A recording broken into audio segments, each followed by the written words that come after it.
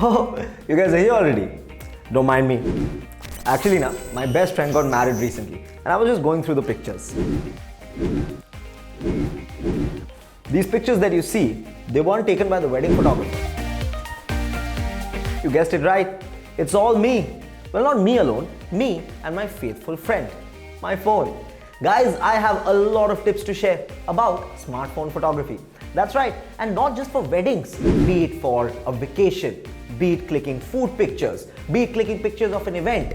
Anything and everything can be done through smartphone photography. I'm sure these tips will help you click better pictures and hopefully get that perfect profile picture too. Come, let's check it out.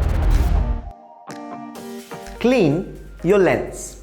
Remember that childhood lesson, guys? Cleanliness is next to godliness, and divine photography needs you to have a clean lens at all times. I've seen a lot of my friends do this on their denims.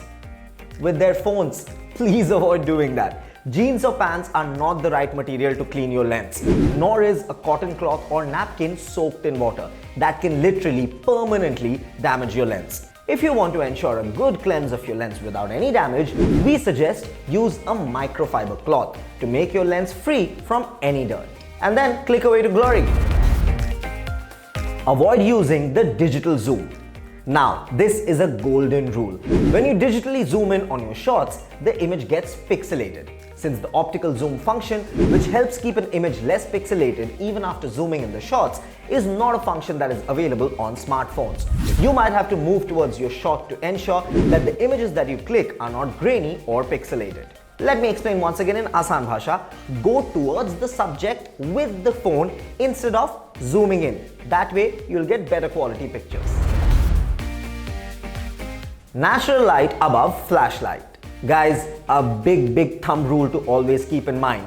Prefer using natural light instead of your smartphone's flashlight. Ask your photographer friends and they'll attest to this philosophy. Light coming from a camera's flash mount can cause weird effects on the image according to its color, shadow effects, highlights, and unruly reflections.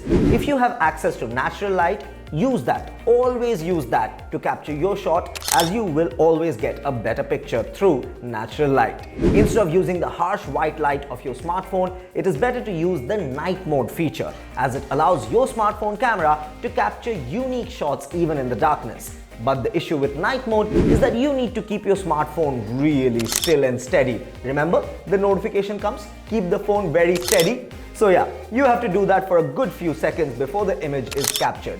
But if you're able to do that, the result is going to be proper.